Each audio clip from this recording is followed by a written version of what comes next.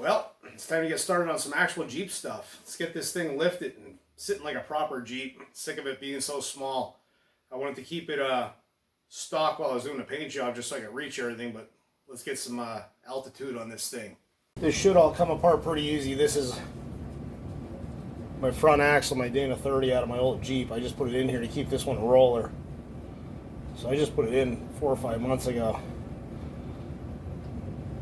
I'm going to take off the steering linkage from the steering box. These taper fittings like this, the tie rod ends and the ball joints, even that track bar, it's kind of like a cone. It's a taper fit, and people try and pound on them or get pullers to pull them out. Most of the time you can just back on the side. A couple of good cracks on the side usually loosens it. Like that. And it drops right out. Like I said, I've never had that not work. For as much trouble as people have getting them out, there's usually even flat spots. I can see a flat spot there. Hit that to get it out. Remove ball joints, same way. There's flat spots on them to hit.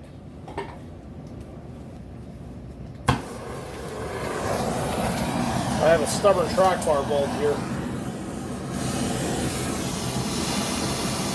Solder pin screws in.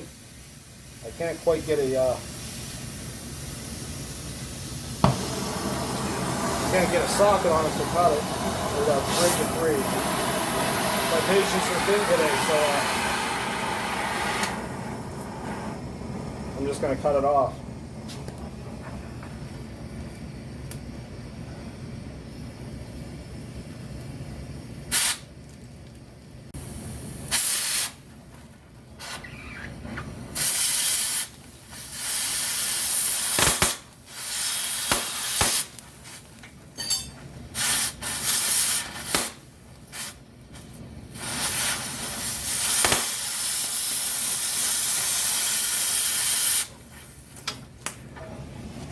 That should be that.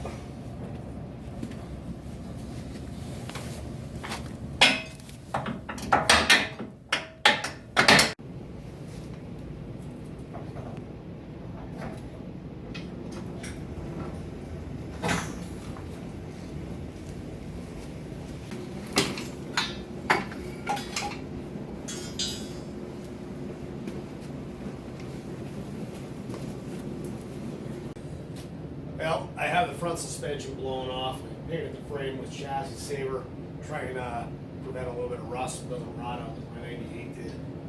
I did a nice unboxing video of these upper lower control arms. They gave me these priority mailboxes. They're core 4x4. I did a lot of research on these, and they're thicker tubing than the competitors. And comparable price. They're a little cheaper than Curry. I believe they're a little more than Metalcloak, but Metalcloak just seemed flimsy. I did go with Metalcloak's 4.5-inch springs, so I'm kind of piecing this lift together with the core 4x4 arms and Metalcloak springs. I'm also going to go with the Metalcloak shocks. Just kind of waiting for paint to dry. I'm all about the core 4x4 arms. They're a little thicker. The quality looks great. Their customer service is great. They actually sent me Tier 3 stickers, decals, and these are Tier 4 arms. I sent them an email, told them that I had the wrong decals, and they shipped them out in the mail. I already have them. So they seem like an excellent company. Can't wait to get it on the road or off the road, more like it.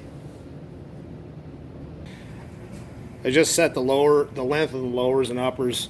I'm just going off a chart. These didn't come with directions. I'm just going off a chart I found off the internet. I'll have to do fine adjustments later.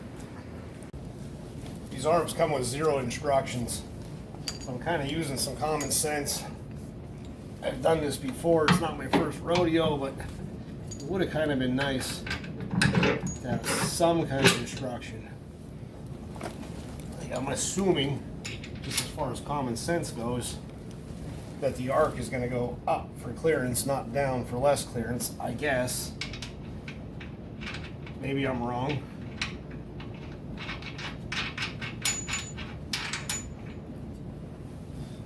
I'm going to assume that the Johnny joint goes up front.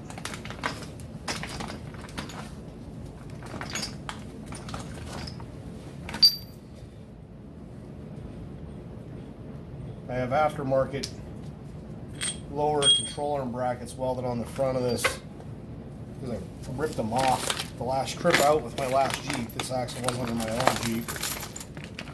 I ripped them off, and they do have these camber plates on them, so we're going to use those. I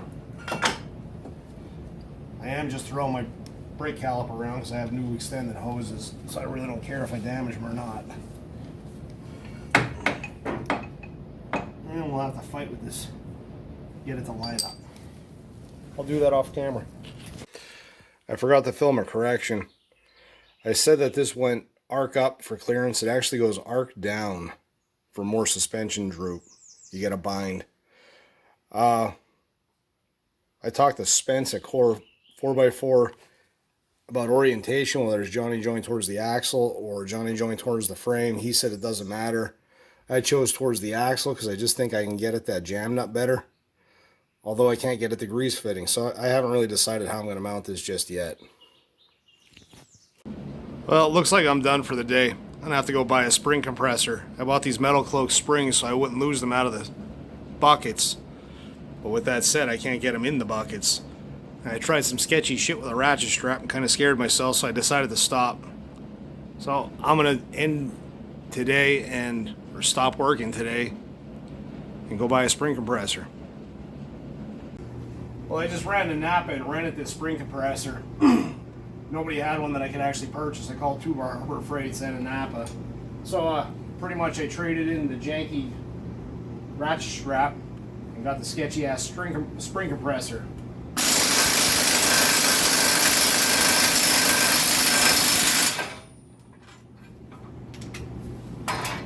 Well, I'm back at it again. Got the springs in last night, had to rent a spring compressor. I wanted to get them in so I could return it. Returned that first thing this morning. I just got here today. But I did get, yesterday, last night, possibly today, another Metalcloak box.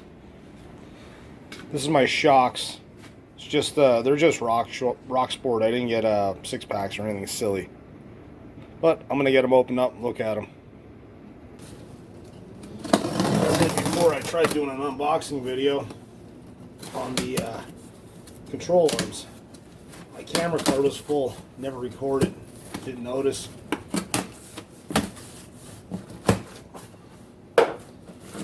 Hopefully this actually takes.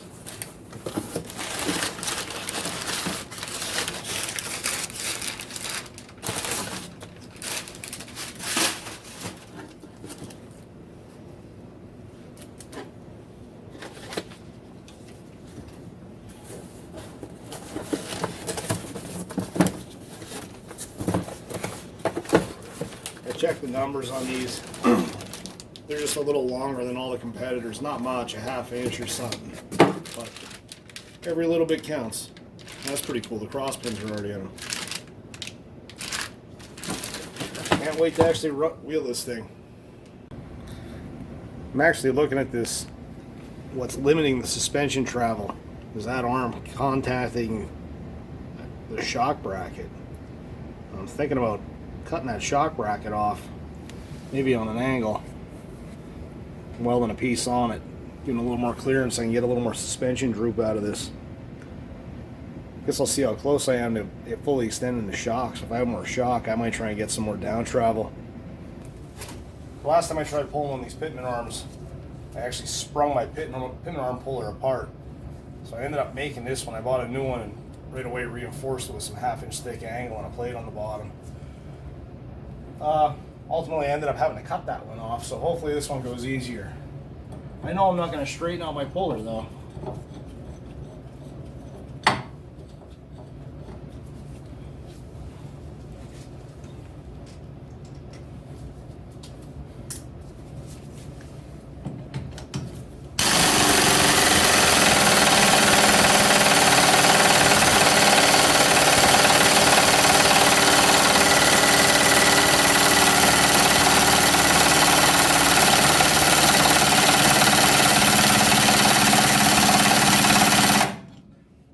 We're gonna be cutting it off because I'm not gonna screw around with it.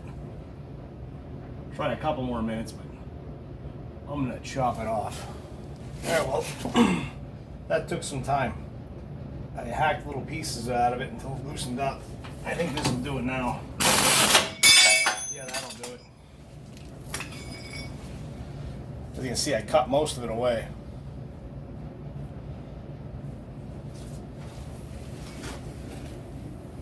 And I didn't nick the steering shaft. Good.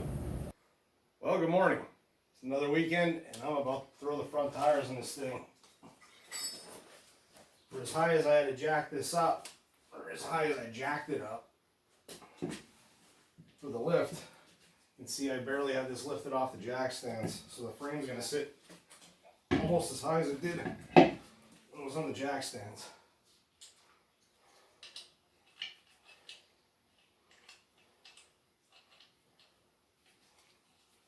First time with the new tires.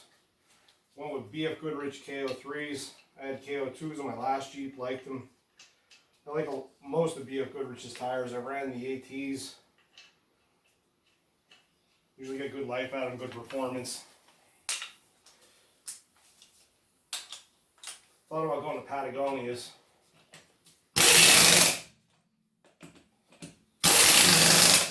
Decided I wanted to stick with what I like, or no.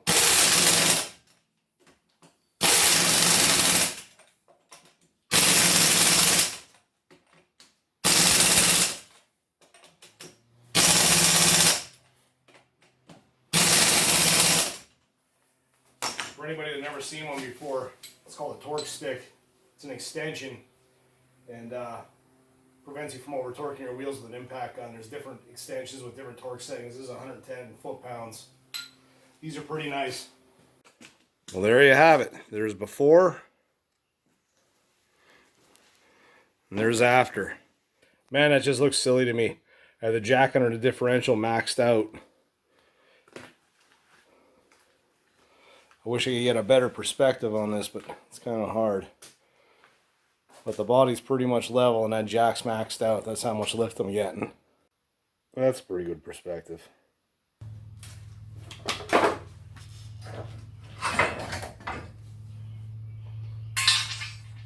Well, that should be everything except the brake line.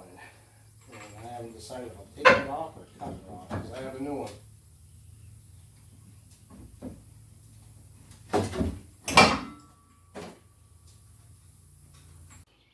Well, it's not exactly going wonderful, but I have my Ford 88 drug in here. I built this for a previous Jeep, so I didn't have to do anything. Everything was ground off, welded up, and it's been ran for a while. Just got done breaking off 3 out of 4 shock bolts, so I have to drill those out.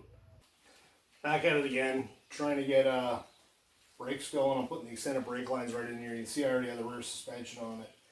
I still have to hook up a track bar, sway bars, and brakes.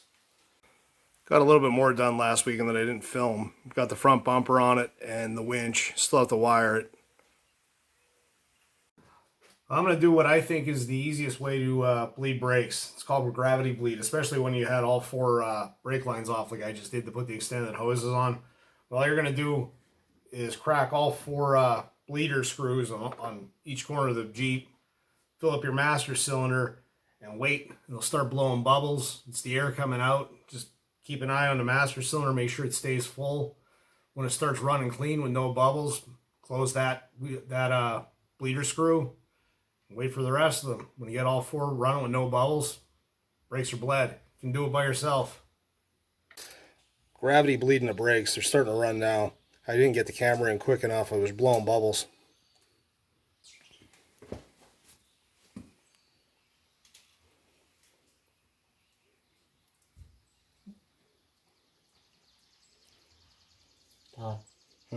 This one's streaming good.